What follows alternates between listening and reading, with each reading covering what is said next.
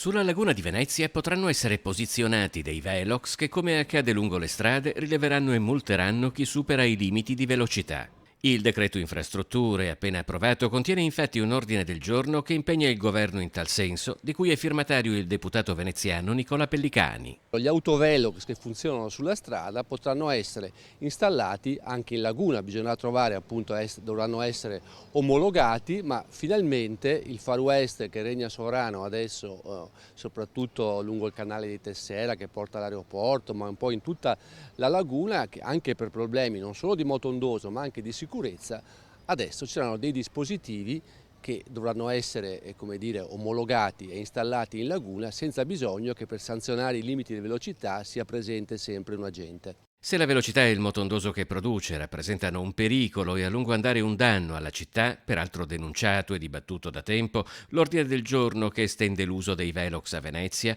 rappresenta un impegno scritto nero su bianco su un atto parlamentare al quale il governo non può sottrarsi. La normativa dei velox riguarda solo la strada, adesso dovrà essere estesa anche alla laguna di Venezia perché fino adesso non c'era una norma che stabiliva questo, quindi la sanzione la poteva fare il singolo agente volta per volta, ma come sappiamo poi c'erano tutti i ricorsi che venivano puntualmente accolti e quindi nessuno pagava mai sanzioni per eccessi di velocità che sono all'ordine del giorno in laguna.